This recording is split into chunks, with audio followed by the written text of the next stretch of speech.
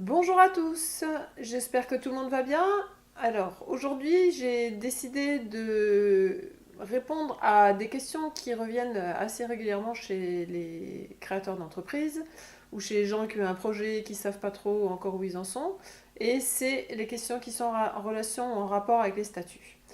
Parce que c'est toujours, d'un point de vue de la personne qui va démarrer, toujours un sujet un petit peu délicat, un petit peu complexe, on va dire, parce que c'est une partie juridique et une partie fiscale, sociale, voilà, un petit peu des choses qu'on maîtrise pas toujours bien. Et donc aujourd'hui, je vais vous faire un petit condensé, un petit résumé de ce que c'est. Ce sont les statuts de... Alors évidemment, pas pour les grosses entreprises, mais toujours, on reste toujours dans les petites entreprises, TPE, PME. Alors il faut savoir déjà que dans les statuts, on a deux grandes classes de statuts. On a l'entreprise individuelle. Alors l'entreprise individuelle, c'est quoi? C'est la personne qui est l'entreprise. Alors, je vous ai fait des petits dessins, des petits pense-bêtes pour que ce soit plus simple pour vous pour retenir. Donc la personne et l'entreprise. Ça, c'est le premier grand point à retenir pour l'entreprise individuelle. À côté de l'entreprise individuelle, on a les sociétés. Alors on en a tous entendu parler, on ne sait pas trop ce que c'est une société, on sait vite fait ce que c'est, mais dans les détails c'est un peu moins clair. Donc la société, c'est quoi? La grosse différence avec l'entreprise individuelle, c'est que on a toujours notre personne. J'ai fait une fille cette fois, parce que il y a aussi des femmes chefs d'entreprise. Et de l'autre côté, on a la société. En fait, ce sont deux personnes distinctes. Dans l'entreprise individuelle, on n'a que la personne physique. C'est tout. Ici, on a deux personnes. La personne physique qui, du point de vue juridique, est distincte de la personne morale qu'est la société. Ça, c'est un point vraiment essentiel à retenir pour ceux qui ne connaissent rien ou pas grand-chose dans les statuts d'entreprise. Je vais y revenir un petit peu plus tard. Ça, c'est la première idée. Ensuite, dans les entreprises individuelles, j'ai pris quelques statuts pour vous donner une idée de ce qu'on va trouver pour les petites entreprises. Alors, dans l'entreprise individuelle, on a trois statuts. On a le micro-entrepreneur. Alors, le micro-entrepreneur, c'était l'auto-entrepreneur. L'auto-entrepreneur existe depuis 2009, je crois. Il s'appelait auto-entrepreneur jusqu'au 1er janvier 2016, il me semble, c'est ça, 2016.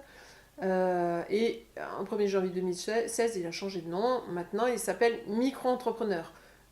Dans ce qu'on entend parler, souvent des gens parlent toujours d'auto-entrepreneur, mais on sait ce que c'est, on sait que le micro-entrepreneur et l'auto-entrepreneur sont les mêmes. Voilà.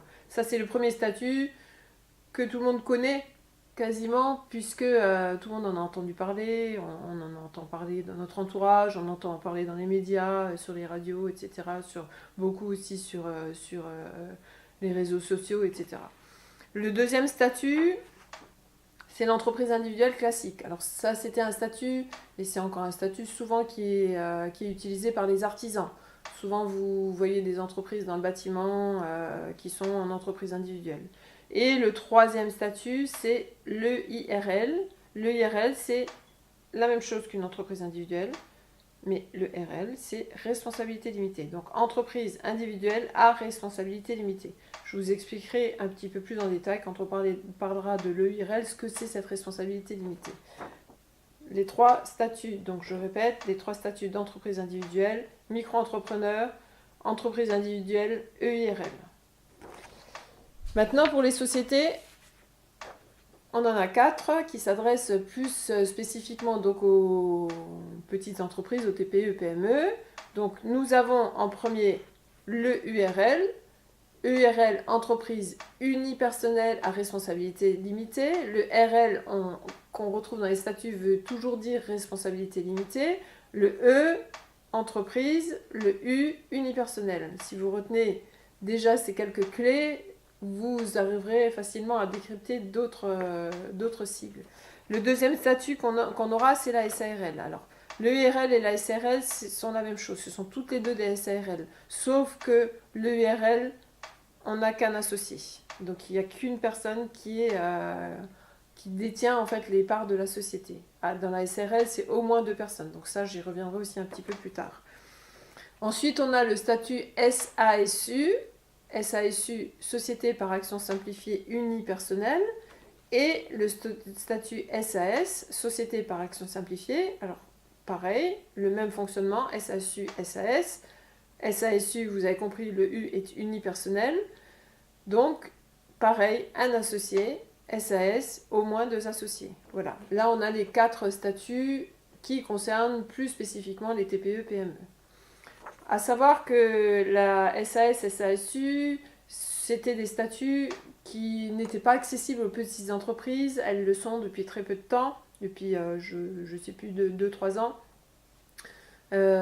Parce qu'avant, il fallait un certain nombre d'associés, il fallait un certain montant de capital. Alors que maintenant, pour créer soit une SARL, soit une SAS, le capital, par exemple, le minimum, c'est 1 euro. Donc là, c'est pareil, ceci est une notion sur laquelle on reviendra un petit peu plus tard, parce que créer une société à 1 euro, ça ne fait pas très sérieux. Voilà.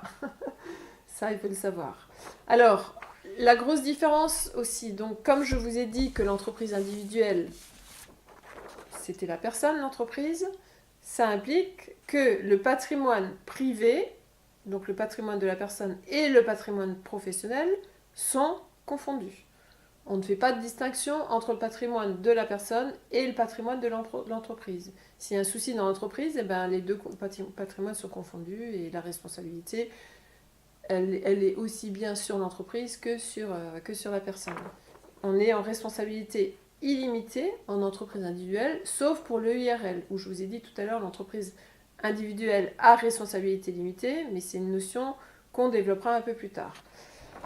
Quand on est en société, alors vous avez vu qu'en société, je vous ai dit SARL, EIRL, responsabilité limitée. Dans la SAS, pareil, on est en responsabilité limitée.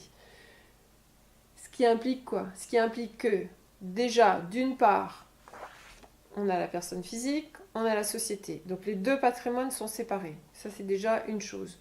Quand on a des biens, la personne qui décide de créer une entreprise, si elle a des biens, peut-être que c'est un peu plus judicieux de se diriger vers une société pour protéger ses biens. Ça, c'est une chose. Après, en ce qui concerne la responsabilité limitée, vous savez que quand on crée une société, on met un apport qui s'appelle le capital. On peut aussi prêter de l'argent à sa société qui arrive, donc qui va être dans un compte courant d'associé, dans la comptabilité de l'entreprise. Les apports qu'on va faire à l'entreprise, c'est ce qui représente notre responsabilité. Et si l'entreprise a des soucis, sauf en cas évidemment de fraude ou de réelle faute de gestion avérée, etc., mais dans le fonctionnement normal d'une entreprise, la responsabilité s'arrête aux apports de l'entreprise. De l'entrepreneur, excusez-moi. Voilà, donc là on a un petit peu les gros signes, on a dégrossi déjà un petit peu la différence entre les entreprises individuelles et les sociétés. On va revenir plus spécifiquement sur les différents statuts dans les prochaines vidéos. La prochaine sera sur le micro-entrepreneur, puisque c'est un statut qui intéresse énormément de gens, et surtout les personnes qui veulent créer ou débuter une activité, qui ne savent pas encore trop où ils en sont, ou les personnes qui veulent créer une activité en activité secondaire, qui ont déjà soit un emploi salarié, soit sont retraités, soit sont étudiants, et veulent développer une activité à côté. Voilà, j'espère que je vous ai un petit peu éclairé sur certains points. Je vous remercie de votre attention et à bientôt. Très bonne journée à vous. Au revoir.